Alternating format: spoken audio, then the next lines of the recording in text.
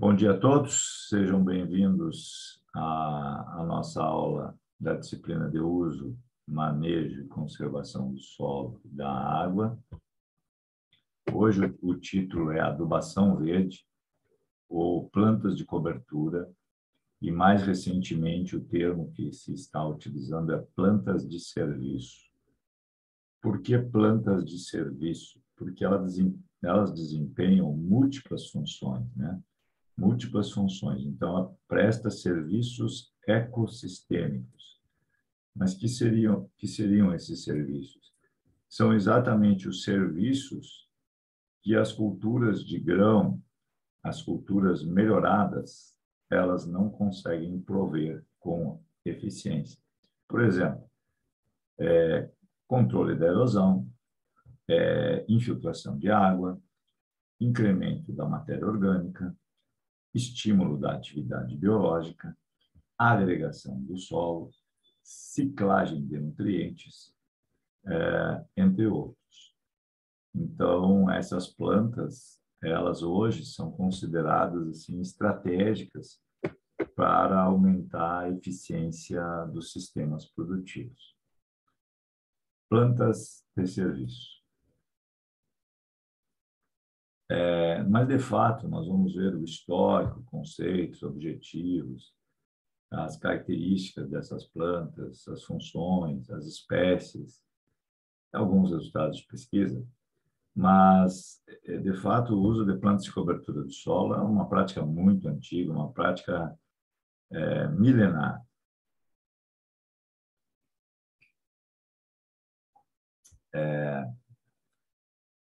Então, ela, de fato, né, no nossas condições de clima tropical e subtropical, nós temos uma maior incidência de doenças, pragas, invasoras, né, e também uma dificuldade de manter o teor de matéria orgânica, porque a taxa de decomposição da matéria orgânica é alta em relação aos Estados Unidos, Canadá, Europa, outros países que estão em clima temperado.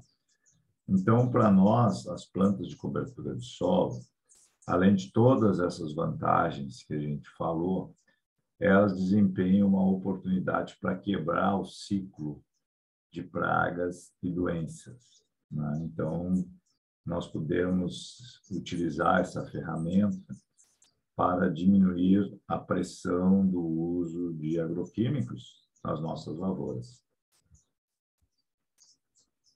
E na verdade, então, essas plantas de cobertura, hoje elas estão sendo usadas muito em consorciação, né? E a grande diferença delas em relação ao conceito histórico de adubação verde é que quando essas plantas eram voltadas à melhoria da fertilidade do solo e elas eram incorporadas ao solo para a rápida liberação dos nutrientes. E hoje, né, a nossa intenção é que essas plantas promovam cobertura do solo. Então, essas plantas não são mais incorporadas ao solo, elas são deixadas sobre a superfície.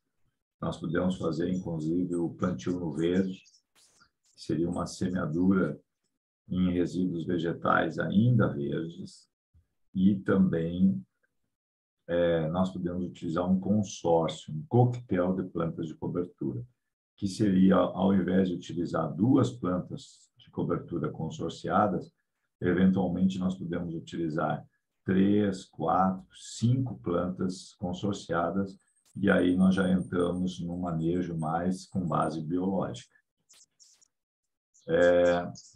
As melhorias que essas plantas nos proporcionam são bastante diversas, né?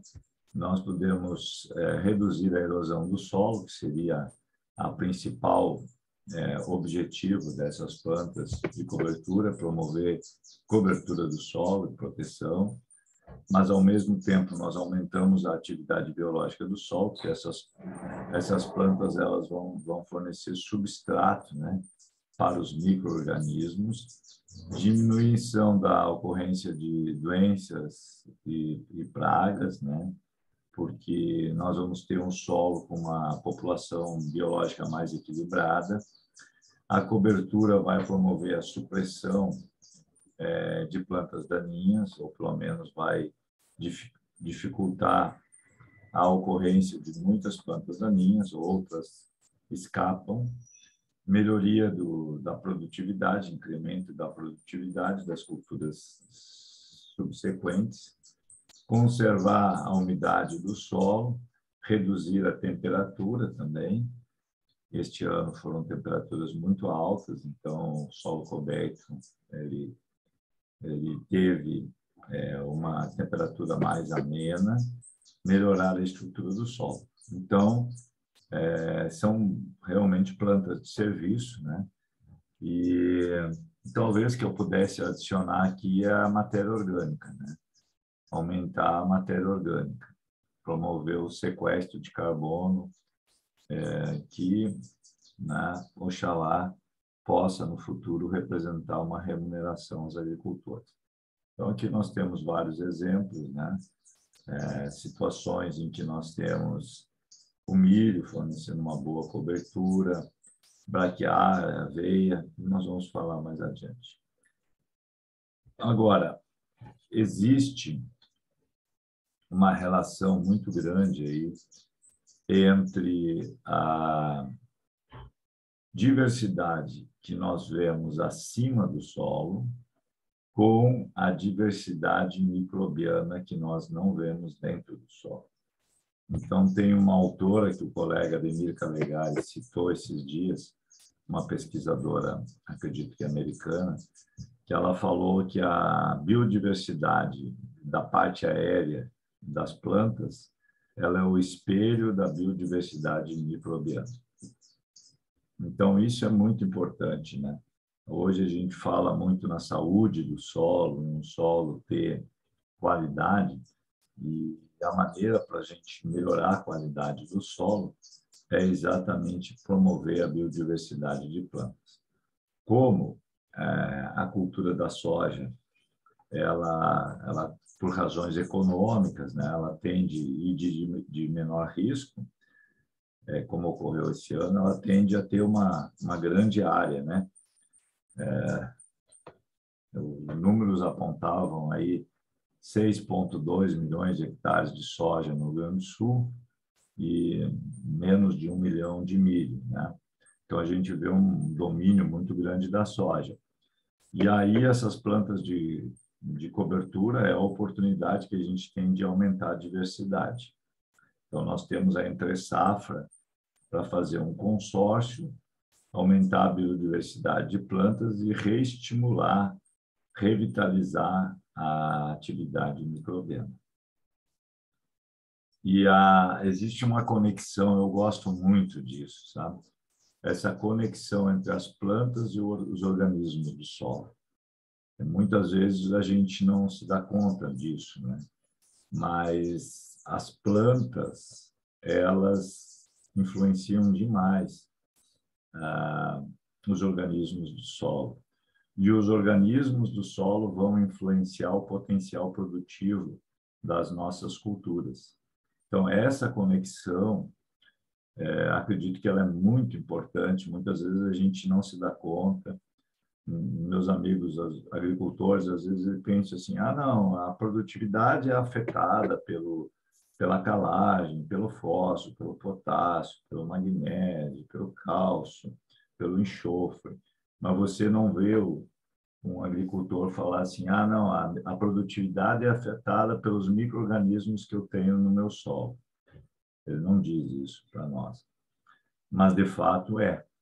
Então, a diversidade de organismos que nós temos vai dizer muito sobre o desempenho vegetal que nós vamos ter na nossa área. Então, isso eu gostaria de deixar bem claro para vocês. Bom, a cobertura do solo, a cobertura do solo ela é bastante importante para que nós possamos proteger esse solo. Então, este solo, ele, como nós estamos vendo aqui, nós temos 100% de cobertura do solo. Então, esse solo está protegido de chuvas de elevada intensidade e nós não vamos ter a erosão. Uma cobertura como essa aqui, ela proporciona um controle da erosão superior a 95%. Com relação às perdas de água, a eficiência é menor, mas também tem uma eficiência elevada.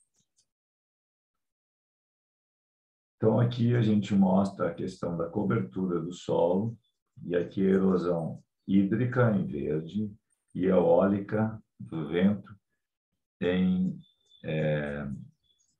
preto. Então, nós vemos que uma cobertura de 100%, nós temos um controle da erosão superior a 90%. Então, quando a gente diminui a cobertura do solo, o risco da erosão aumenta muito. E é uma exponencial, né, negativa, mostrando que pequenos aumentos de cobertura do solo têm grande impacto na redução da erosão. E alguém vai me dizer assim, tá, professor, mas eu não preciso 100% de cobertura do solo. Talvez eu precisasse 80%, 70% de cobertura do solo. Sim, mas outras funções dependem de uma cobertura maior, próxima a 100%. Então, eu diria para vocês que hoje a nossa tendência é buscar 100% de cobertura do solo, como a gente estava vendo aqui, 100% de cobertura do solo. Isso é o que nós gostaríamos. E quando você pensa assim, eu quero melhorar a atividade biológica do meu solo. Bom, evidentemente que os insumos biológicos, inoculações biológicas são muito importantes, mas nós devemos pensar que, além dos insumos biológicos, as plantas de cobertura são essenciais para melhorar a atividade biológica, né? Então, toda uma vida do solo que ela é beneficiada por essas plantas de cobertura do solo. Agora, de fato, essas plantas de cobertura do solo, elas são grandes cicladoras de nutrientes, né? E é um termo assim que é um pouco polêmico dentro das universidades, mas que muitos agricultores utilizam com sucesso, é fertilizar as culturas de cobertura através de uma adubação de sistema. Então, nesse aqui, nós estamos representando o seguinte: você aduba as culturas principais, certo?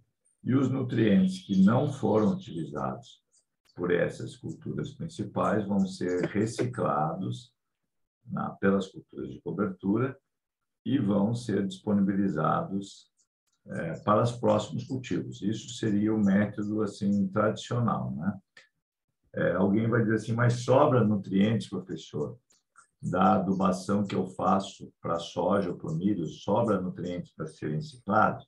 Sim, porque cada nutriente tem uma eficiência. O fósforo, por exemplo, a eficiência do fósforo é abaixo de 50%, 30%.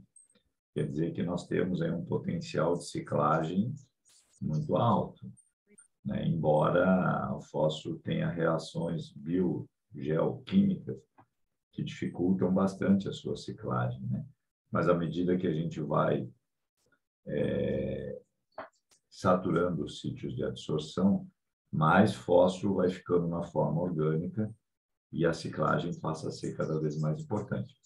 Já para o potássio, uma grande quantidade, né? Uma quantidade muito elevada de potássio é ciclada por essas plantas de cobertura.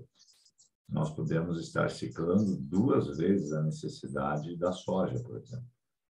Estamos falando aí em valores superiores a 150, 200 quilos de K2O estão sendo ciclados. No caso do nitrogênio, nós podemos ter valores aí de 80 a 150 quilos de nitrogênio, uma parte sendo ciclada, outra fixada biologicamente do ar, né?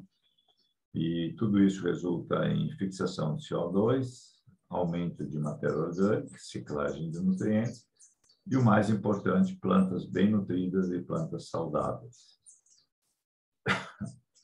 Outra questão é a estrutura do solo, né?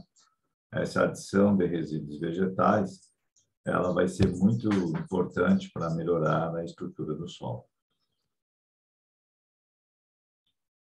Essa estrutura do solo é um processo biológico feito pelas raízes, pela atividade microbiana, as hifas dos fungos, né? E para esses organismos serem eficientes, eles precisam do carbono, né? Desses resíduos vegetais. Então, os resíduos vegetais são fontes de nutrientes, de energia e de nutrientes para a biota do solo. E a biota do solo, entre outros tantos serviços, ela participa desse processo de agregação. E, evidentemente, que as raízes são muito importantes. Então, veja só, nós vamos combinar uma cultura como a soja, que tem um sistema radicular que pouco contribui para a melhoria do solo, com plantas de cobertura que têm um grande potencial em melhorar a agregação do solo. E aí eu posso citar para vocês a aveia, o azevém, né? A braquiária. São plantas, né? O centeio, o milheto, são plantas que têm um sistema radicular fasciculado e que têm uma capacidade de promover a agregação do solo, como vocês estão vendo aqui, esses agregados, né? Eles são produtos da pressão das raízes, dos exudatos, e são muito importantes para que a gente possa ter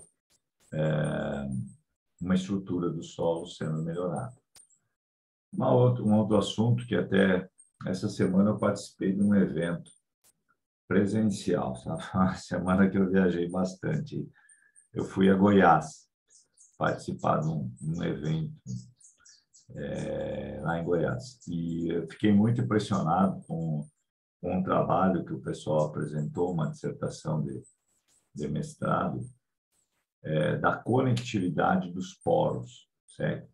Então, esses bioporos aqui, a grande diferença deles em relação às outras oportunidades de manejo é que eles conectam a camada superficial com a camada subsuperficial, permitindo o desenvolvimento radicular, o fluxo de água e o fluxo de oxigênio e CO2, as trocas gasosas.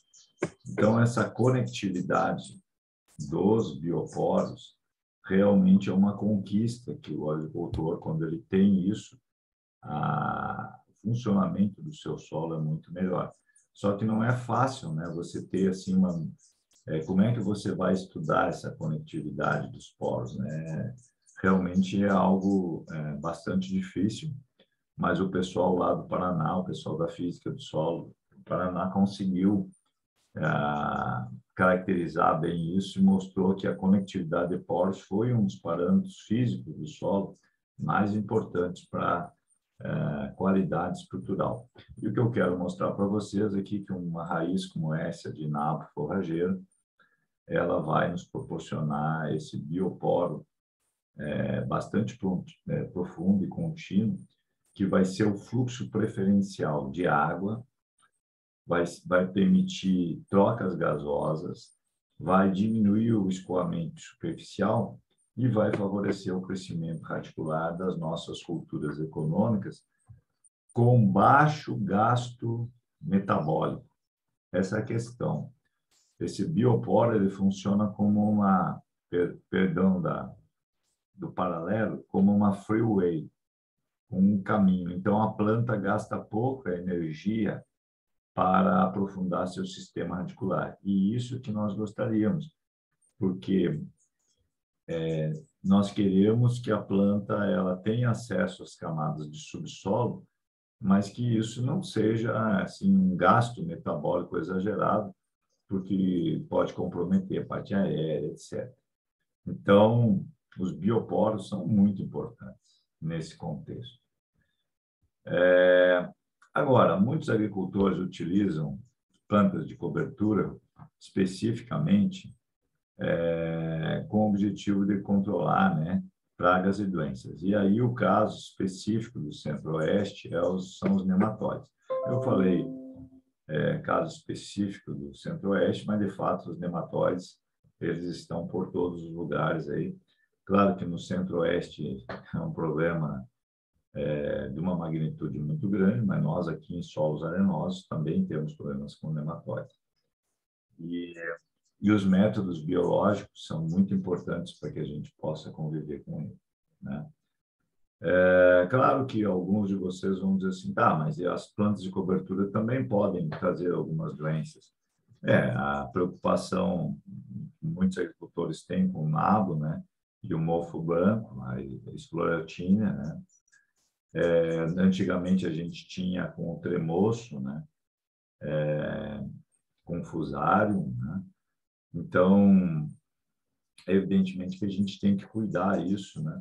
Mas isso não é impeditivo para que a gente possa usar as plantas de cobertura. Pelo contrário, as plantas de cobertura elas diminuem a ocorrência de pragas e doenças. Agora, uma vantagem que é inquestionável é a ciclagem de nutrientes. Então, a gente pode melhorar muito a ciclagem de nutrientes utilizando plantas de cobertura. Essas plantas de cobertura elas podem explorar uma camada aí de 1 metro até 2 metros de profundidade. E elas mobilizam nutrientes de outras camadas para a superfície. Nabo forrageiro, ele é um ciclador de nitrogênio e potássio. Milheto, ciclador de potássio. Trigo mourisco é reconhecido pelo efeito no fósforo, biodisponibilização de fósforo. Capim-sudão cicla muitos nutrientes. Então, até eu estava conversando com um produtor de sementes, amigo meu, né? Sementes com Vigor, de Vacaria, e ele me dizendo, ele produz semente de trigo mourisco, ele diz assim, toda a produção de trigo mourisco já está vendida, professor. Então, veja só, como o custo dos fertilizantes está elevado, é um pouco controverso, né? Quem vende o fertilizante diz assim, mas se o senhor olhar bem a relação de troca, tá mais ou menos não mudou muito, quer dizer, o preço da soja subiu, o preço do fertilizante acompanhou. Mas, de fato, para o produtor, o raciocínio é assim, né? Ele pagava R$ 1.800, R$ 2.000 a tonelada de fertilizante, agora ele vai pagar R$ 4.000, R$ 5.000 a tonelada. Para ele é um aumento, né, incrível, né, de uma safra para outra. E muitos agricultores pensam em reduzir o uso do fertilizante. E se você vai reduzir o uso do fertilizante, e eu queria dizer que isso tem que ser feito com critério, e a gente não pode pensar só no lado econômico, tem que entender que condição de solo que você tem, mas se você for reduzir o uso de fertilizantes, você tem que aumentar a ciclagem, tem que aumentar a eficiência de ciclagem. E, assim, eu estou feliz, pelo menos desse ponto de vista, que os agricultores estão buscando cada vez mais essas plantas de cobertura como estratégia de ciclagem. E eu, particularmente, tenho incentivado muitos agricultores que o façam isso, né? Se você quer racionalizar temporariamente o uso de fertilizantes da sua lavoura, por favor, utilize práticas complementares que vão amenizar essa redução de aporte de fertilizantes que você vai fazer. E entre essas práticas, as plantas de cobertura se destacam. Evidentemente que as fabáceas, as leguminosas, elas têm um potencial muito grande de nos trazer nitrogênio.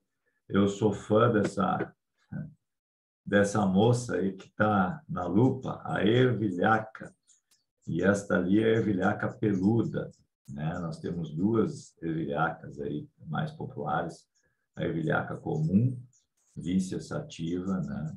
E a Vicia pilosa, aí, a ervilhaca peluda, né?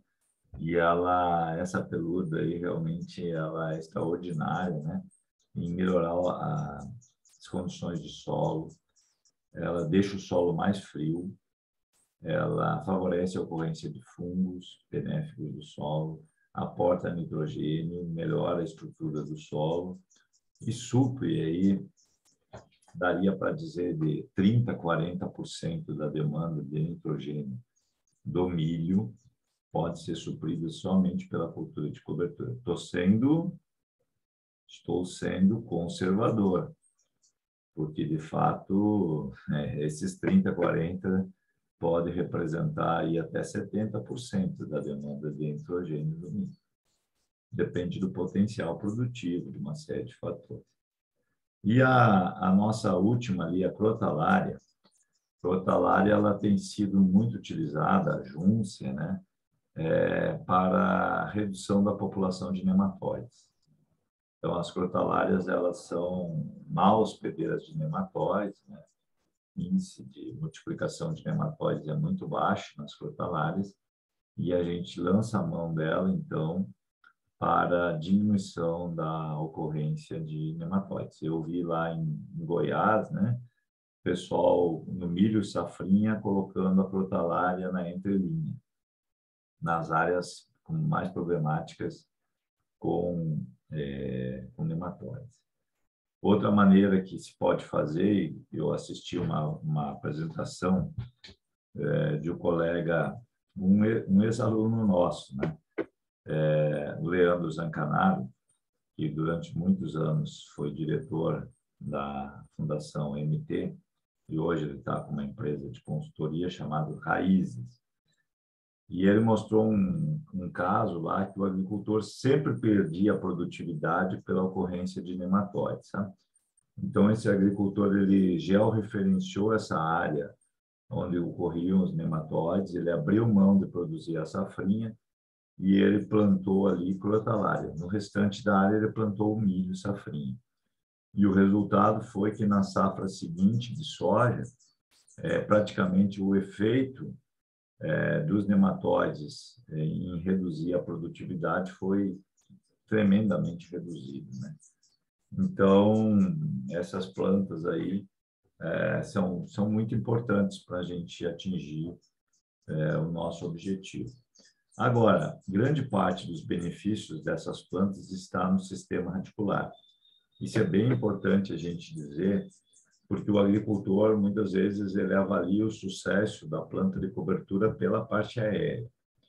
E, de fato, a gente tem que prestar muita atenção nas raízes, né? Porque muitas das transformações que ocorrem no solo, elas estão associadas ao sistema radicular e não exatamente sobre a parte aérea.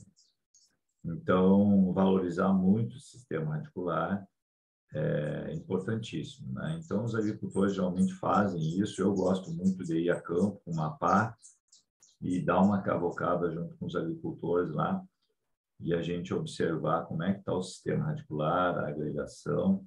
E aqui o que vocês estão vendo aqui são hifas de fungos, esses pontos mais branquinhos aqui, ó, são hifas de fungos. E esses fungos, eles formam novelos em torno do solo e melhoram muito a agregação. Então, isso aqui é um indicador de qualidade de solo, né? Quando a gente tem essa situação. Solo úmido, frio e com bastante fungos. Isso aí a gente vê bastante no inverno. Normalmente, as raízes, elas perfazem de 20% a 30% da massa seca total da planta, né? E 20% a 30% também pode ser exudado. Então, as raízes, elas têm, assim, duas funções, né? Primeiro que 20% a 30%, até 40%, no caso da braquiária, de toda a biomassa são raízes. Além disso, mais 20% a 30% do carbono fotoassimilado, fotossintetizado, ele pode ser exudato. É uma transpiração das raízes, né? Ele pode ser liberado para o solo. Esse carbono é um carbono muito lábil e ele é um estimulante à atividade biológica. É um carbono que ele é, assim, extremamente aproveitado pelos micro-organismos. Então, veja, né? Tem coisas das culturas de cobertura que a gente não enxerga. E eu queria dizer isso para vocês. Você enxerga a parte aérea, você enxerga as raízes, mas você não enxerga os exudatos. E os exudatos são muito importantes, né? Nós podemos ter aí 1 a 2 toneladas de compostos orgânicos que são liberados para o solo e que estes compostos orgânicos é o fertilizante para os micro-organismos. Nós não enxergamos isso, mas é isso que ocorre no solo.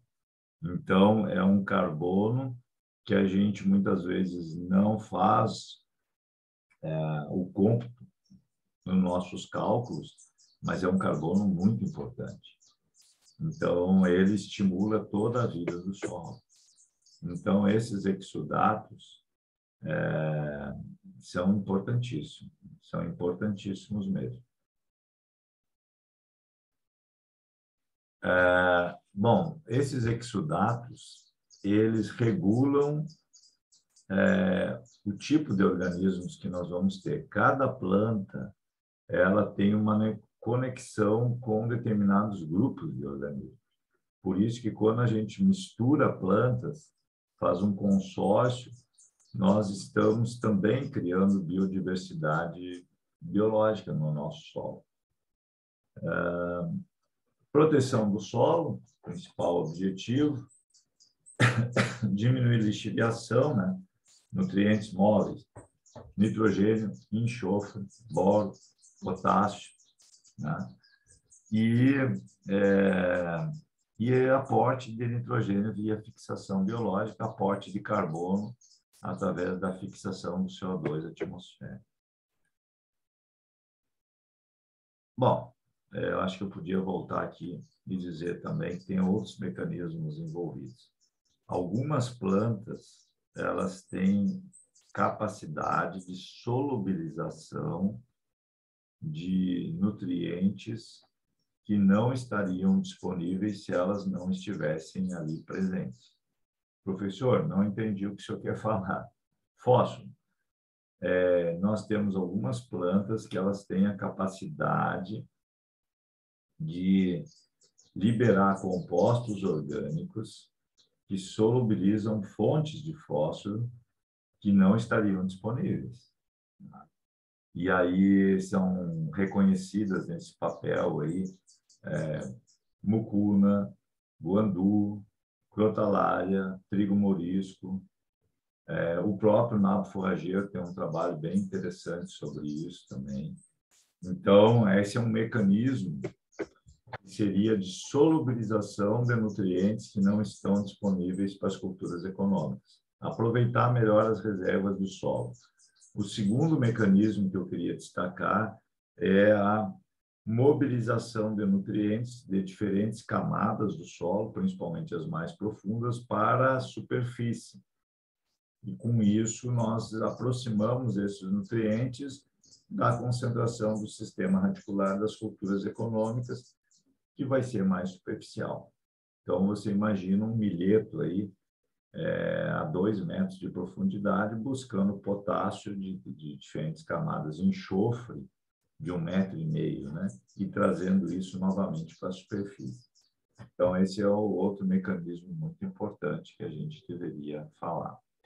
E a outra questão, assim, que é um pouco mais difícil da gente aceitar, mas eu queria destacar para vocês, que é quando os nutrientes vêm via biomassa vegetal, eles são mais eficientes do que se eles virem via mineral.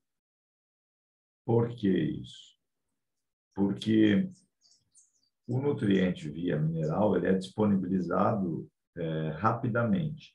E se houver uma chuva pesada, etc., nós podemos ter um assincronismo entre a liberação do nutriente mineral e a demanda da planta.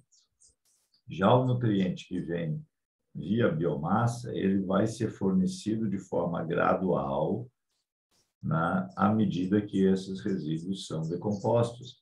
Então, a possibilidade de sincronismo entre a liberação dos nutrientes e a absorção, a demanda da cultura, ela é maior. Então, esse sincronismo favorece ao nutriente que vem via biológica. A gente sempre considera que o nutriente que vem via biológica ele é mais eficiente que o via mineral, certo? Mas, às vezes, a gente tem situações específicas. Por exemplo, você tem um nitrogênio que ele veio via uma palhada de azevém ou aveia, e você tem um milho do cedo. E aí, aquele nitrogênio que está na palhada do azevenho da aveia não está disponível ainda para o milho. Aí dá um assincronismo. Eu tenho que entrar com uma adubação mineral para compensar isso. Mas já para os outros nutrientes, isso é menos importante, né? Para o fósforo, cálcio, magnésio. Uma outra exceção, assim, é o potássio, né? O potássio, como ele não faz parte da composição estrutural das plantas, ele é liberado de forma mais rápida, né? Alguém vai pensar, puxa, professor, então esse potássio vai ser perdido. Ele não é perdido porque, na verdade, ao mesmo tempo que ele é liberado rapidamente, as plantas de cobertura, elas aumentam o teor de matéria orgânica e a CTC do solo. Se aumenta a CTC, retém o potássio no complexo de troca. Então, o que a gente observa é que esse assincronismo entre o potássio, que era rapidamente liberado pela cultura de cobertura, e a demanda de potássio em estádios mais avançados da cultura econômica, não é problema, porque esse potássio acaba ficando retido no complexo de troca, nas cargas negativas, oriundas do incremento da matéria orgânica. Ok? Então, vamos falar um pouquinho das nossas amigas aí, as plantas de cobertura. Eu gosto muito do nabo forrageiro. Tem uma campanha aí, coitado do nabo, ele tem uma campanha difamatória contra ele aí, né? Mas ele é uma planta muito importante, né? Ela consorciada é uma planta espetacular aí. Esse nabo pé de pato também, o produtor de sementes de plantas de cobertura de solo, me falou também que os agricultores estão assim com uma demanda muito grande desse nabo pé de pato. Eu vou mostrar para vocês logo a seguir. Então, assim, eu presto muita atenção nisso, sabe? Eu fico acompanhando o que acontece no campo, né? Para não ficar, às vezes a gente forma um modelo conceitual, um modelo teórico aqui dentro da universidade, fica com aquilo, bom, as coisas funcionam desse jeito, aí no campo, o campo está dizendo outra coisa, né? Então, é muito importante a gente entender, assim, quais são as culturas de cobertura que estão tendo grande demanda pelos agricultores. E aí a gente começa a entender que o nabo forrageiro ele é realmente muito importante. Ele pode ter seus problemas? Tem. Mas os agricultores reconhecem nele uma planta muito importante. Aqui nós temos um consórcio ervilhaca e aveia. É um consórcio bem interessante que nós devemos ter aí, sei lá, né? 60%, 70% de ervilhaca, 20%, 30% de aveia.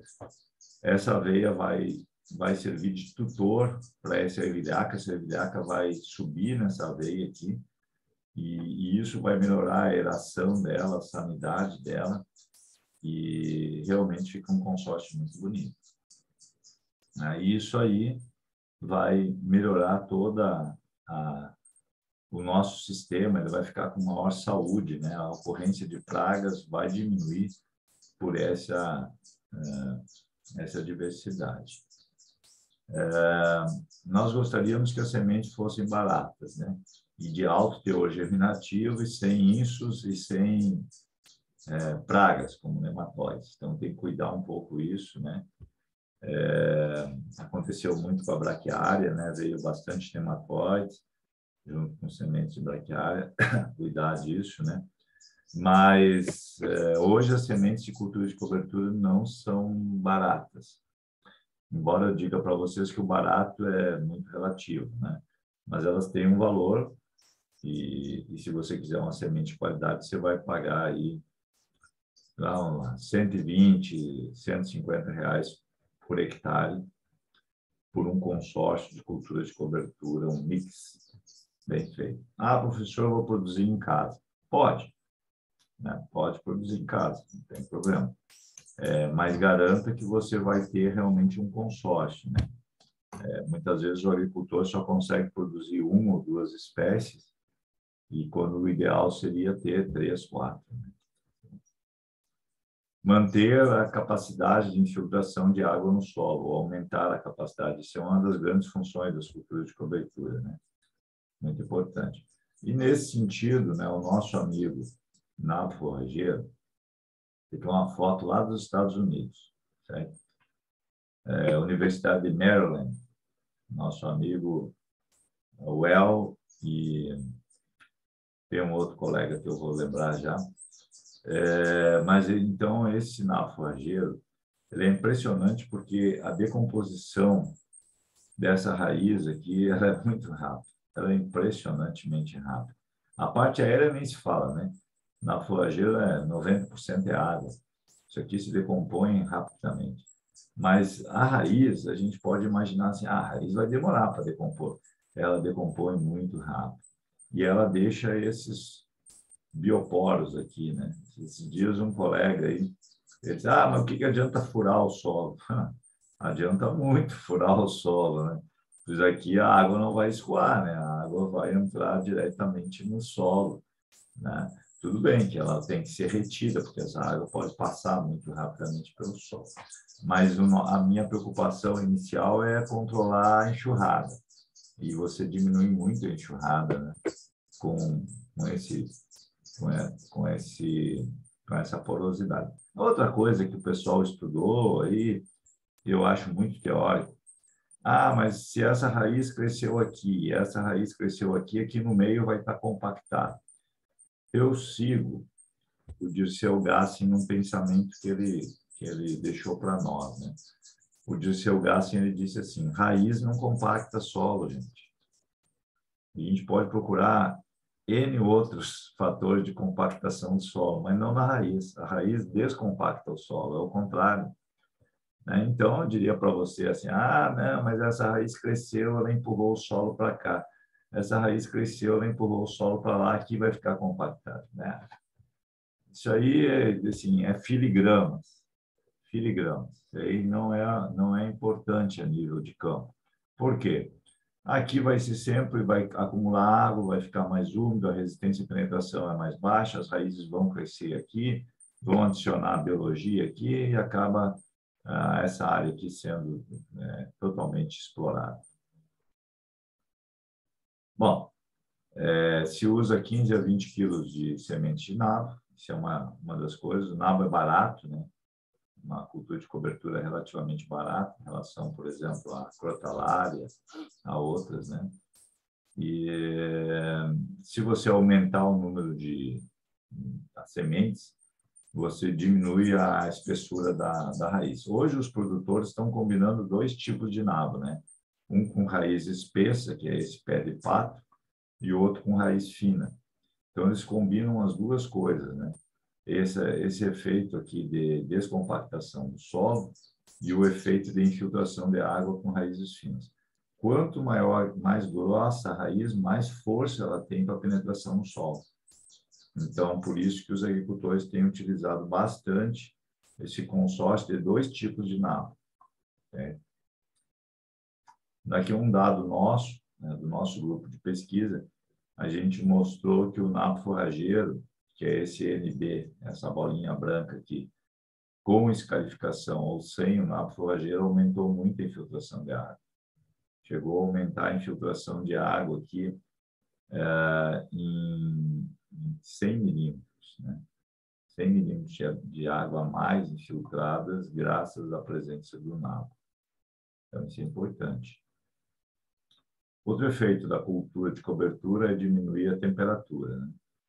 Diminuir as oscilações térmicas do solo. De fato, a palhada ela é um buffer, né? Ela não deixa o solo esquentar demais. Em países frios, a palhada diminui a temperatura, né? Então, faz com que o solo demore mais tempo para se aquecer. Por isso que nos Estados Unidos se utiliza, antes do milho, se utiliza uma escarificação para aquecer o solo. E já na soja, que vem um mês depois do milho, aí o solo já está mais quente e eles fazem plantio direto. No nosso caso aqui, assim, que a palha tenha diminuído, a temperatura do solo seria em semeaduras de milho lá no mês de agosto, né? Então, aí se você semeia milho muito cedo, daí talvez a palha tenha uma redução da temperatura, mas para a maior parte dos cultivos de soja, isso não é importante para as nossas condições climáticas, mas pelo contrário, né? A palha ela traz a temperatura mais próximo do ótimo da biologia, né? Enquanto que a temperatura do solo descoberto pode chegar facilmente a mais de 50 graus, esse ano chegou a mais de 50 graus, nós, com cobertura de solo, nós reduzimos essa temperatura, né? Se for considerar uma camada de solo, essa redução é de 2, 3 graus, mas se for considerar na superfície, essa redução é na magnitude de 10, né? uma unidade de decimal. Algumas plantas de cobertura têm a função de recuperar solos degradados. Essa é uma área bem interessante. Essa é uma foto de um colega, o professor Flávio, que se aposentou aqui, né, da nossa disciplina. Mas aqui nós estamos lá em São Francisco de Assis e se está recuperando um areal. Olha só, assim, é areia mesmo, né? Isso aqui é uma mancha de areia que ocorre lá. E se está tentando várias espécies aí. E esse tremoço aqui, ele consegue completar o ciclo dele, ou seja, ele está florescido, num solo que praticamente não tem nutrientes. Eu analisei essa areia aqui e só dá traço, sabe? Né? Traço de fósforo, traço de potássio, traço de cálcio, traço de magnésio. E aí você olha assim, mas como é que essa planta consegue completar o ciclo se não tem nutrientes aí nessa areia, né? Ela fixa biologicamente o nitrogênio, mas ela tem mecanismos aí de adaptação que foram desenvolvidos ao longo de milênios, né, em se adaptar a solos extremamente arenosos. Então, recuperação de áreas degradadas é um assunto importante no Brasil. Nós temos muitas áreas de pastagem degradada e as plantas de cobertura são uma opção importante para isso. Reduzir a população de invasoras, notadamente buva, né? Buva ocorre muito em solo descoberto, compactado. Então, cobertura de solo é estratégico para nós. E aqui, esses bioporos, né? Aqui o Dirceu Gassi nos mostrando, né? Os corós, que uma fêmea de coró. E o interessante da fêmea do coró, que além dela criar esse bioporo aqui, muito parecido com o do napo forrageira, né? Ela ainda coloca palha e faz a ovoposição da sua prole aqui no fundo desse bioporo e coloca palha para proteger a sua prole.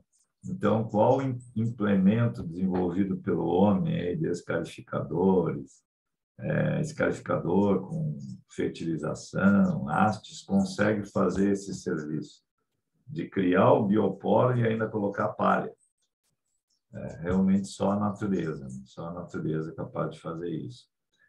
Então, muitas coisas que a gente não consegue explicar têm origem realmente nesses processos biológicos aí que são tão importantes. Quais são as principais espécies, né? Bom, a aveia, hoje nós temos a aveia mais utilizada aqui no sul do Brasil, né? A aveia ucraniana está crescendo muito o interesse por ela, né? Material muito interessante que resiste a pastoreio. produção de matéria seca muito interessante. Alguns agricultores combinando a aveia preta com a aveia ucraniana, né? Então, material que tem rebrote, fica de um ano para o outro, essa aveia ucraniana, bem interessante. A mais utilizada no sul do Brasil, ela produz bastante biomassa. Algumas aveias são sensíveis a doenças foliares, então tem que cuidar um pouquinho na genética dessa semente de aveia que a gente está utilizando. Professor? Pois não. Eu gostaria de saber se a aveia ucraniana é mais resistente para o excesso hídrico em áreas de várzea do que a aveia branca. Pois é, muito boa a sua pergunta, né? A área de várzea aí não são todas as espécies que se adaptam, né? Então, primeiro depende da drenagem muito dessa várzea, o que a gente consegue de sistematização, de drenagem da água dessa várzea. O professor Marquesan tem vários trabalhos aí muito interessantes, né? O pessoal, nível de lavoura aí no sul do estado, tem trabalhado bastante com o trevo, né? Um trevo que se adapta a esse solo mais úmido, mas ainda assim a drenagem ela é muito importante. Então, você tem que tirar a água de excesso, né? Porque senão você não consegue produzir. E outra coisa dessas gramíneas, assim, também o pessoal comenta que se tiver muita palha e ambiente de redução, ambiente com água, né? Isso pode dar algum efeito alelopático no arroz, né? Atrasar o arroz. Então, eu diria para você assim, a várzea é um mundo à parte mesmo, né? Ela é uma condição muito específica, né? E algumas coisas que a gente faz no plantio direto funcionam um pouquinho diferentes na várzea.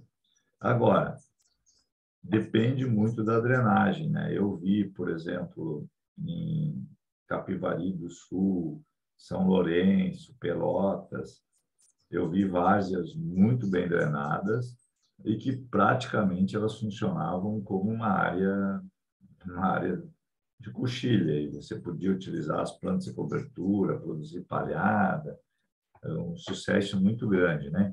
Mas era um solo mais leve, mais arenoso, né? A drenagem era mais rápida, né? E já essas nossas várzeas aqui da região central do Rio Grande do Sul, a velocidade de infiltração é muito baixa, né? Então, você tem esse risco, né, de produzir bastante palha e depois ter um excesso de umidade e isso dificulta bastante o processo. Mas, assim, as várzeas, elas perderam bastante carbono, sabe? E se a gente pudesse fazer um sistema de recuperar esse carbono do solo na várzea, eu acho que isso era muito importante. Passa por estratégias conjuntas, mas, de fato, o que eu estou falando aqui é mais para áreas bem drenadas, né? Você tem razão aí quanto a isso. Então, o trevo persa, né, tem se adaptado muito bem. Azevém, né, algumas aveias, então tem que cuidar um pouquinho se ela tolera esse ambiente úmido, né? E a outra coisa são os animais, né? Isso sempre complica bastante você colocar um lote de animais numa área úmida, né? Então você acaba provocando uma compactação e depois você tem que minimizar isso. Mas assim, eu tenho produtores, amigos nossos, ex-alunos nossos aqui, fizeram agronomia, hoje são produtores aqui na região, que eles estão conseguindo fazer um manejo bem interessante de várzea aí, dentro desses princípios de plantio direto ou cultivo mínimo. De fato, eles fazem um ciclo de plantio direto e um de cultivo mínimo, né? No arroz é cultivo mínimo e quando entra a soja, ele entra em plantio direto. Então, faz um ping-pong. Um ano de arroz, um ano de soja, um ano de arroz, 2 anos de soja. E o interessante, né, é que com ganhos para as duas culturas. Ganhos para a soja, porque ela, puxa vida, uma palhada de arroz, às vezes você pega 9 toneladas de matéria seca, aí, impressionante, uma quantidade de palha absurda. Um arroz que produz bem, né? E, por outro lado, você implanta essa soja rapidamente, né? Se a área está descompactada, está prontinha, é muito rápido a implantação. Então, outra coisa que o pessoal tem feito com muito sucesso é escarificar o solo, né? A escarificação na área de várzea tem sido muito positiva aí, né? Eu tenho acompanhado vários produtores aí que estão escarificando áreas de várzea, e no caso da soja, aí a diferença não é assim, não é de 2, 3 sacos, a diferença chega de 5, 10 sacos, né, a mais de soja. Então, a soja também, ela tem, assim, ela depende muito da aeração, né, e ela é sensível à compactação. Então, a escarificação associada a plantas de cobertura aí na várzea é muito importante. Bom, voltando aqui, obrigado pela pergunta. O centeio é uma planta bem interessante, especialmente para solos mais secos, clima mais seco, e tem produzido muita biomassa aqui na região central. Nós temos um ensaio de plantas de cobertura e o centeio tem sido o que mais produz matéria seca.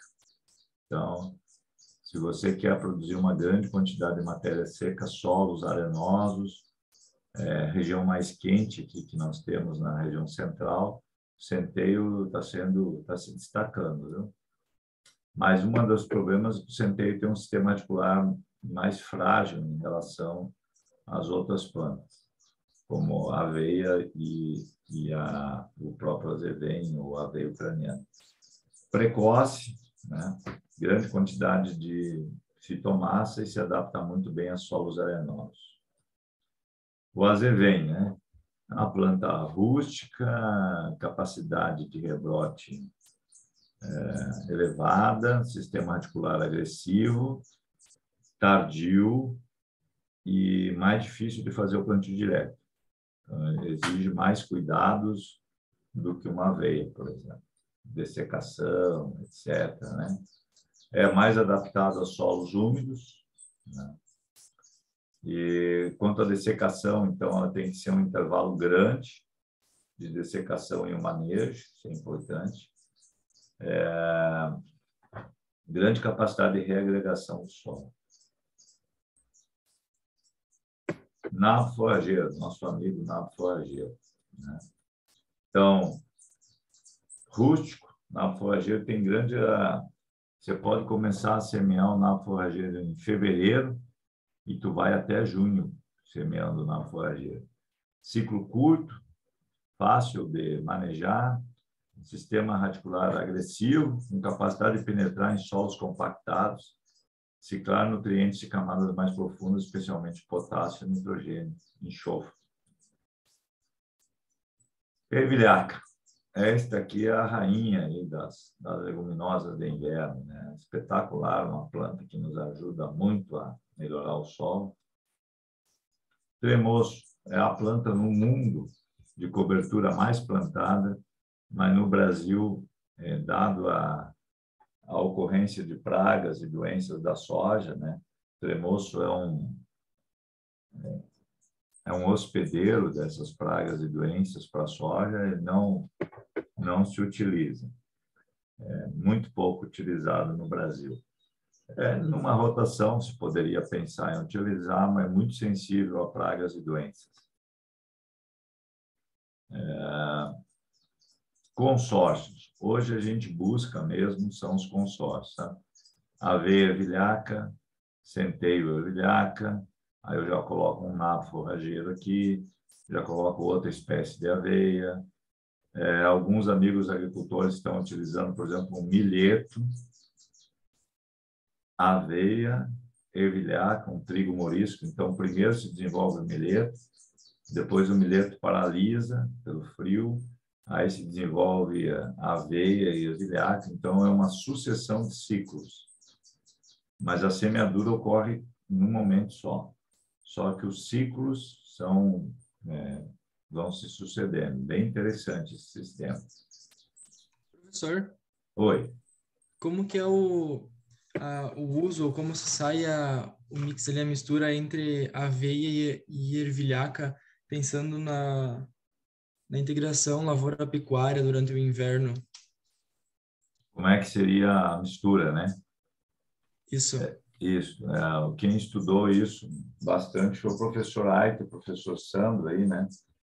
Então, eles chegaram à conclusão que você teria que colocar mais semente de ervilhaca e menos de aveia. O que acontece? A aveia cresce muito rápido, né? E ela toma conta.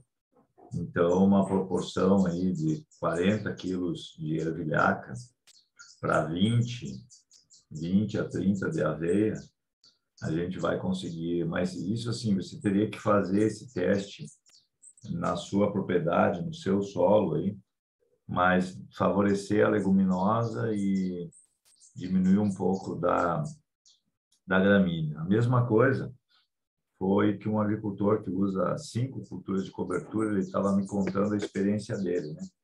Ele faz já 4 anos que ele faz esses mix, e o cara muito observador, né? Produtor muito observador. E ele me disse assim, professor, a quantidade total de sementes do mix não muda. É em torno de 70 quilos por hectare de semente. Só que a proporção desses 70 quilos é que muda. Então, você tem que saber qual é a proporção que você vai utilizar, né? Então, 40 quilos de ervilhaca, 20 quilos de aveia, 10 quilos de nabo, mais, se você vai colocar outro nabo, outra aveia, de repente mais 15 quilos, mas o total dessa mistura aí fica na faixa de 70 quilos por hectare. E assim, os produtores têm sido bem eficientes aí em achar o seu mix. Você pode comprar esse mix pronto. Daí você nem se incomoda com essa questão de ficar buscando a proporção ideal, né? Mas é mais ou menos isso que eu falei para você. O trabalho clássico aí você pode procurar Aita e Giacomini. Acho que eu também sou coautor desse trabalho, né? Proporção de sementes de aveia e ervilhaca. O trabalho foi muito bonito, né? Eles começaram assim 100% de semente de aveia, 80% de aveia e 20% de ervilhaca, 60% de aveia e 40% de ervilhaca, e inverte.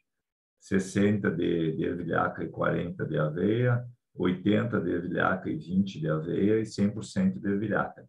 E eles mediram matéria seca, etc., e chegaram à conclusão, né, de que 60% a 80% de ervilhaca e 20% a 40% de aveia, por aí, seria a melhor combinação. Heinrich Aita Giacomini, trabalho muito interessante aí feito pelos nossos colegas da UFSM. Mas quanto ao ciclo dessas culturas, ela seria interessante pôr, por exemplo, numa área que vai ser semeado soja depois, se for semeado milho, que semeia ali em agosto, pode ser utilizada, ou pelo desenvolvimento um pouco mais lento da ervilhaca já fica meio que comprometido por causa que ela vai, sei lá, ela não vai ter desenvolvido ou não vai ter completado o ciclo ainda? Certo, Benício. Bom, na aula prática eu vou mostrar um case para vocês de um produtor, né, que utiliza muito ervilhaca. A ervilhaca esmeralda, certo? Que é a semente que ele comercializa, a ervilhaca peluda, ela é muito mais precoce, né, do que a ervilhaca vilosa. Então, ela dá um mês antes. Então, você pode buscar aí na semente de ervilhaca, assim, não é dizer que a ervilhaca é tudo igual, entende? Você tem a ervilhaca de ciclo longo e tem a ervilhaca de ciclo curto. E essa ervilhaca de ciclo curto, ela casa muito bem com o milho aí. Tanto é que esse produtor faz isso em larga escala, né? E planta milho. Agora, você ainda quer utilizar para pastejo e depois para o milho? Bom, daí tem que ver a sua região, quando é que entra, nível de fertilidade, etc., né? Normalmente, a ervilhaca ela é mais tardia, mas essa ervilhaca esmeralda, ela é bem mais precoce do que a ervilhaca comum. Então, você pode utilizar ela assim. E esse agricultor ele planta milho, né? Planta milho no mês de agosto, 15 de agosto é a época que ele planta milho. E em cima da ervilhaca com 5, 6 toneladas de matéria seca. Eu vou mostrar para vocês na aula prática aí o case da propriedade dele, né? Soulier, né? Francisco Soulier, nosso amigo, né? E faz um trabalho incrível aí com ervilhaca. E tem outras famílias também, né? Assim, famílias que eu digo, famílias de agricultores, né? Que se destacam pelo uso, né? Da ervilhaca, né? A família Van Haas, né? De Panambi, Sementes Van Haas, desde do patriarca, né? Ele utiliza muito a ervilhaca, né? Como melhoradora do solo deles ali. Então, eles têm uma experiência de 40 anos, né? A semente Van Haas, com o uso de ervilhaca. Incrível o trabalho. Outro amigo aí, a Sementes Strobel, né? Também assim utilizam muito ervilhaca, só que no caso deles, até eu quero visitar esse ano, ele me disse que eu tenho que ir lá em setembro para ver ervilhaca, que é uma loucura, né? Ele faz isso em larga escala, ele tem uns 500 hectares, que ele faz um mix de plantas de cobertura do solo, utilizam 5 plantas de cobertura do solo, e ele diz que quando chega em setembro, a ervilhaca sobe por cima de toda essa cobertura que ele faz e fica um espetáculo, né? Então, esse ano eu pretendo visitar a propriedade lá nessa época aí para ver isso. Mas realmente, a ervilhaca, sem dúvida, ela é mais tardia. Se você quer combinar a utilização de alimentação animal e ainda fornecimento de nitrogênio para o milho, aí realmente você tem que acompanhar muito o desenvolvimento dessa ervilhaca, né? Isso varia de ano para ano também. Tem anos que ela se desenvolve mais rápido, outros anos mais úmidos, ela se desenvolve mais lento, né? Então tem isso também. Mas é possível. Ervilhaca esmeralda. Aqui é um consórcio lá no Paraná, né? Aveia mais ervilhaca, e o que eu estava falando para vocês, ó. A ervilhaca ela tem esse hábito cespitoso, né? Então ela vai subindo. Então por isso que se a gente utilizar centeio ou aveia, vai servir de tutor para essa ervilhaca, em vez dela ficar toda prostrada aqui contra o solo, aí fica muito úmido e dá doenças. Aqui a gente tem um ambiente mais aerado, né? E essa ervilhaca, então, ela produz uma biomassa extraordinária e muito nitrogênio que está sendo aportado ali, né? Nabo mais aveia, que está meio fraquinho, nosso nabo mais aveia, centeio mais ervilha, a ervilha forrageira, né? Esse aqui também é bem interessante, é mais precoce do que a ervilhaca, mais difícil de achar semente, mas ela é bem mais precoce, né? Centeio e nabo, predomínio de nabo, né? E as espécies de verão, a Crotalaria juncia, que eu estava falando para vocês, né? É muito utilizada aí para reduzir nematóides. Então, o que acontece, né? Muitas vezes o agricultor lá do Centro-Oeste ele tem que abrir mão de uma safrinha para recondicionar o solo dele, né? Então, ele deixa de plantar o milho e ele planta uma Crotalaria juncia, né? O Crotalaria spectabilis, Tem várias crotalares, mucronata, ou crioula, nós temos várias. Mas vale a pena, porque você quebra esse ciclo de nematóides. Produz uma massa extraordinária essa Crotalaria junce, né? Que para nós também ela produz muito bem em solo arenoso, com baixa fertilidade, né? Só que o ciclo dela é longo. Feijão de porco eu trabalhei bastante lá em Santa Catarina, né? Já é mais para agricultura familiar, difícil fazer em larga escala, né? Semente muito grande, é mais difícil, né? Plantar em escala grande, né? Mas a agricultura familiar, aí você pode tranquilamente trabalhar com feijão de porco. É muito rústica, produção boa. Mucuna, você sabe que a mucuna é extraordinária, né? A mucuna, eu sou fã dela. A gente trabalhou com ela lá na África. Teve um período aí que eu trabalhei como consultor da FAO na área de conservação do solo, com o Dr. Ademir Calegari.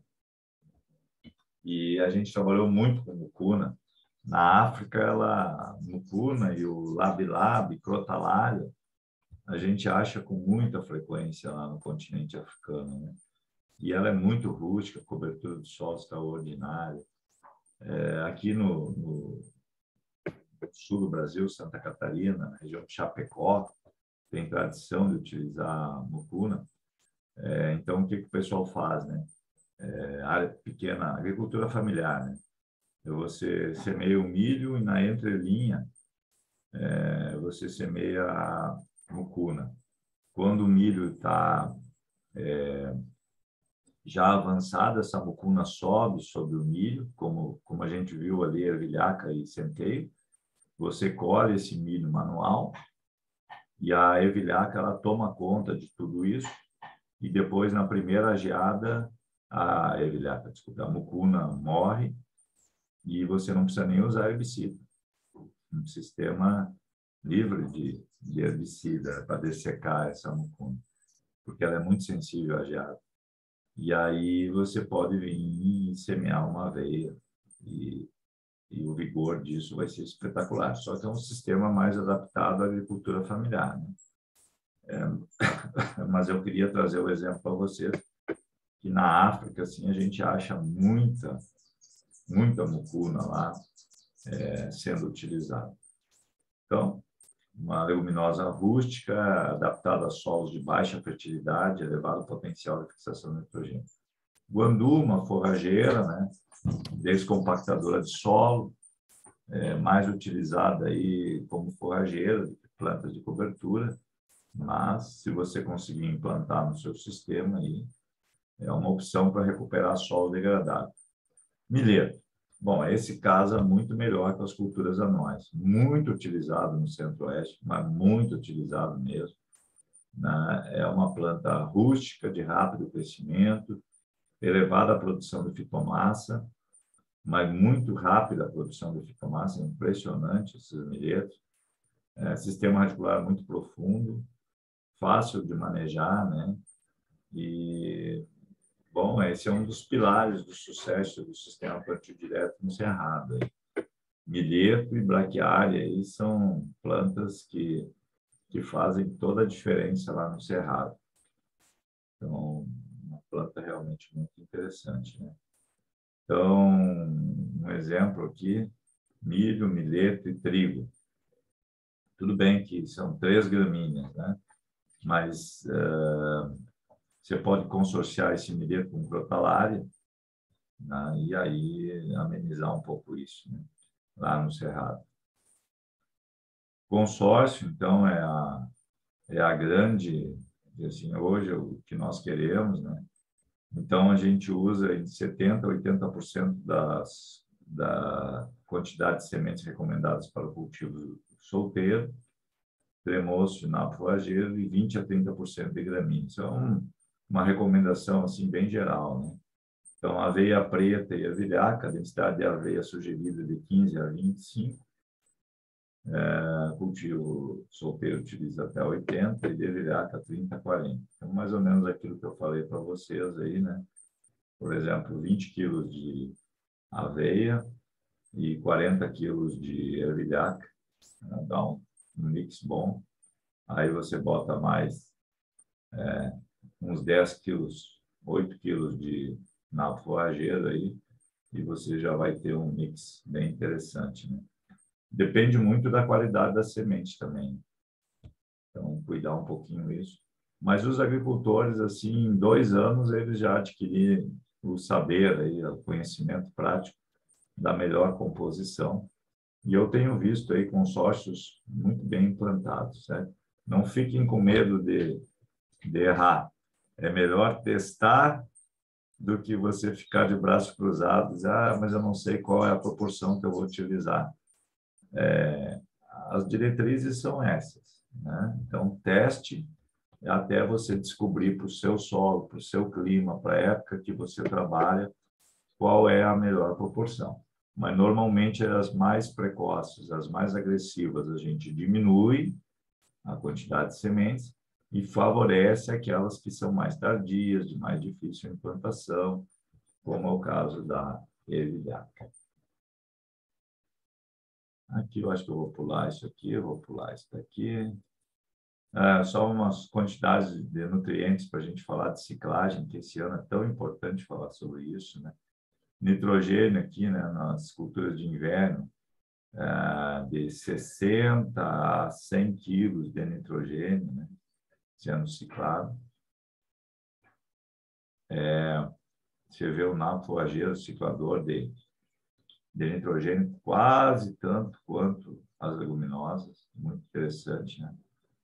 Fósforo, então, uma quantidade de 10 a 20 quilos, como eu falei para vocês, quando que o Pouzil ciclaria 5, estamos ciclando 4 vezes mais nitrogênio, 3 a 4 vezes mais fósforo e potássio, então, nem se fala, né?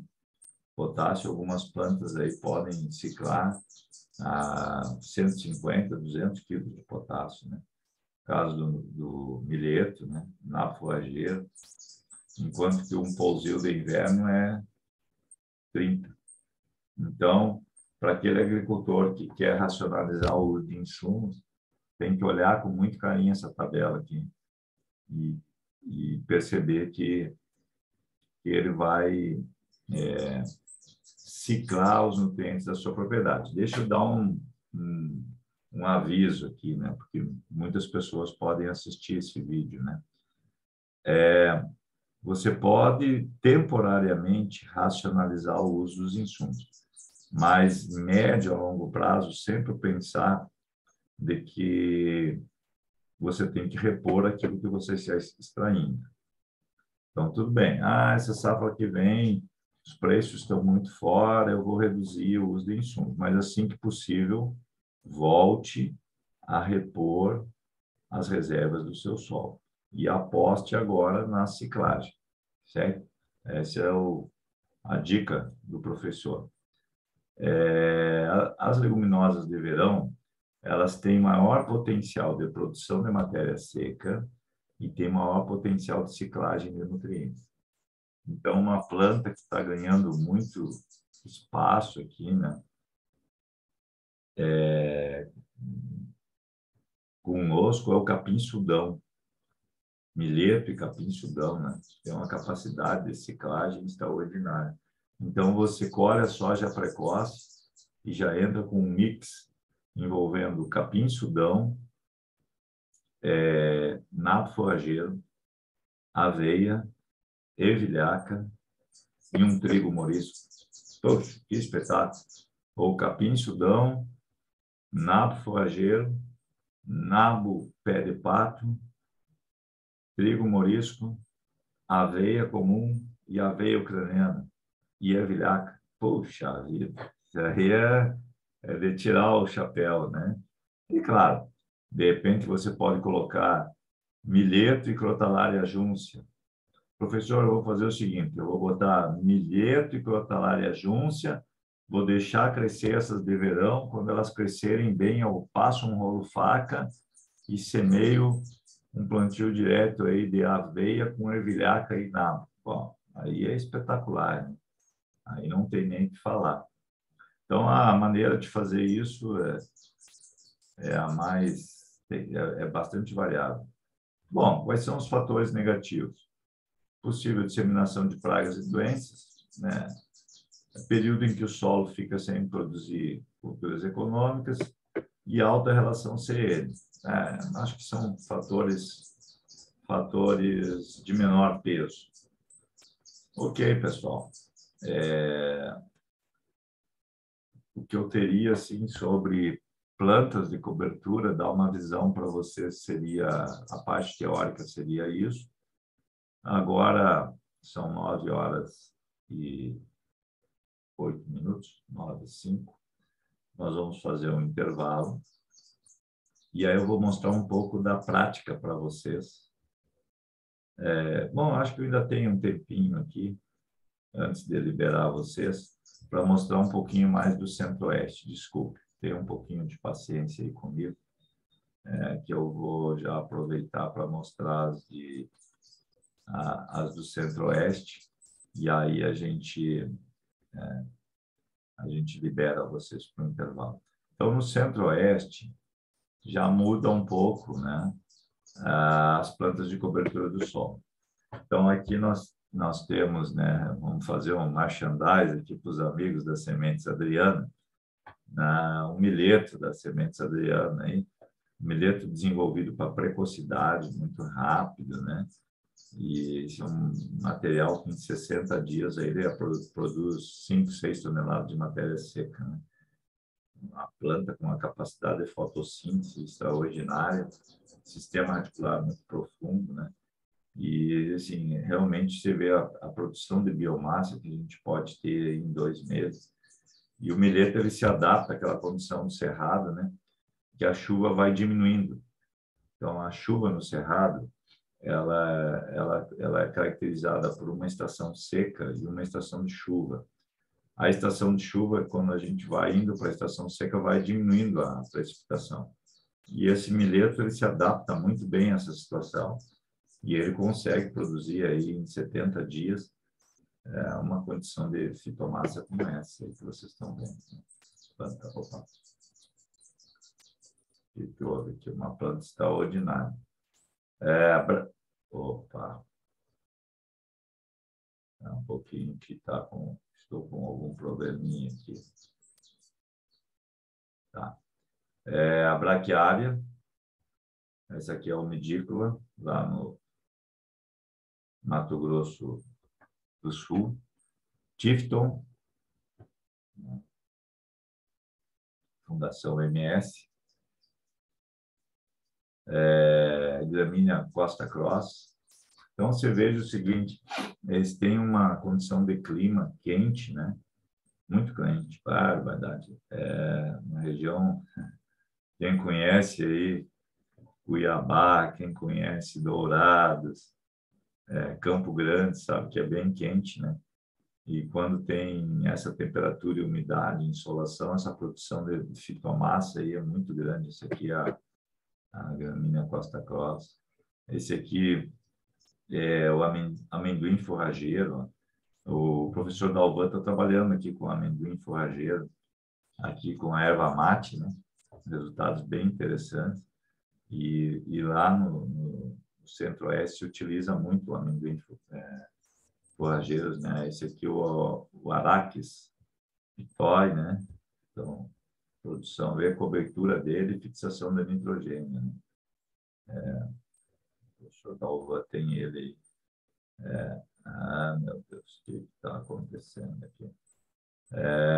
Crotalaria juncia, que eu falei para vocês, olha que espetáculo de produção de Crotalaria juncia, né? Ela produz muito bem lá no Centro-Oeste.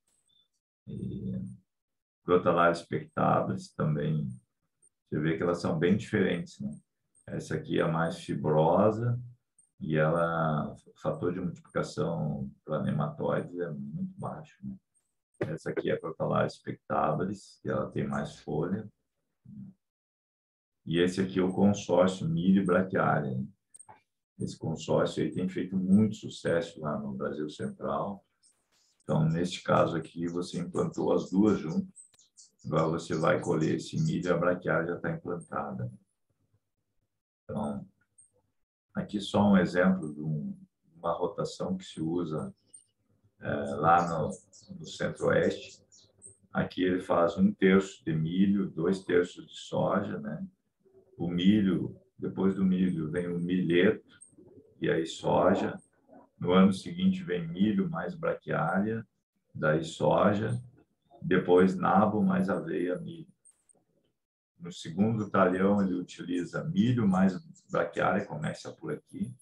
Aí vem soja, aí nabo mais aveia, tem milho, aí milho, aveia e soja. E no terceiro talhão, né? Então, dividiu o talhão em 3, a área em 3 talhões, e ele faz uma rotação de 3 anos. Numa ele inicia por milho e milheto, na outra ele inicia por milho e braquiária, e no terceiro ele inicia por trigo ou nabo. E a produtividade lá em Maracaju, né? A produtividade vem subindo, muito estável a produtividade que eles têm conseguido, né? Isso foi uma das características que ele aportou. E aqui ele nos mostra os ganhos, né?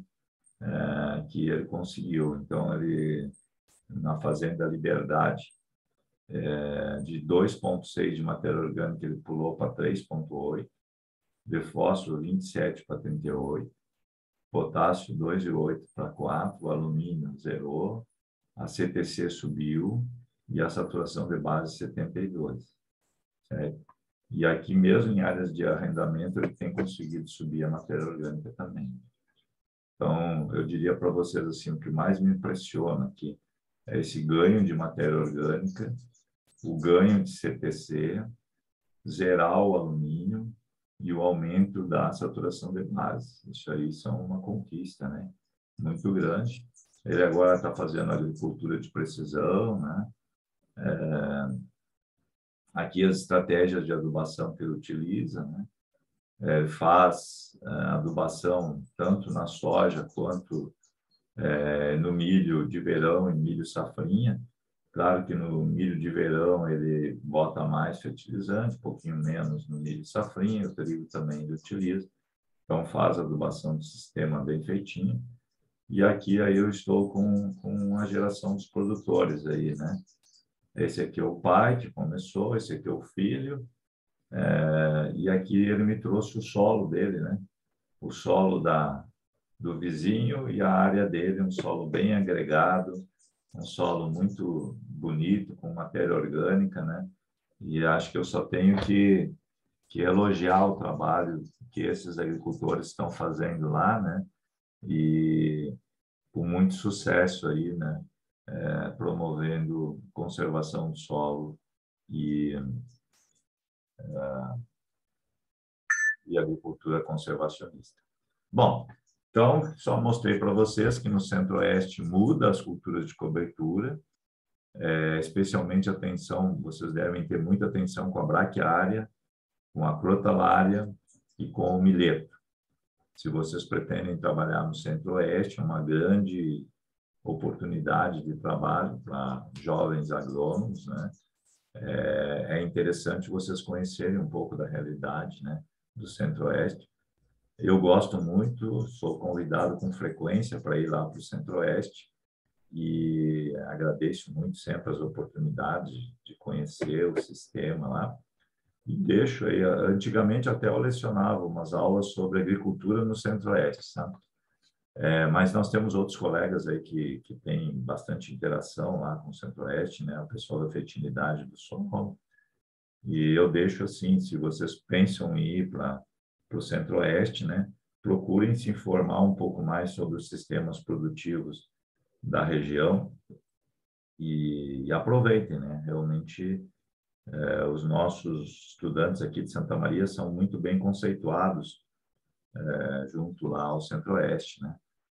Eu tenho 2 estudantes que vão defender estágio semana que vem, que foram para lá fazer estágio, né? Então, realmente é um mercado de trabalho que está absorvendo muitos agrônomos. Bom, pessoal, Agora concluímos, vamos para o intervalo e retornamos às 9h40, onde nós vamos ver cases de agricultores utilizando plantas de cobertura do solo. Muito obrigado pela atenção de vocês até esse momento.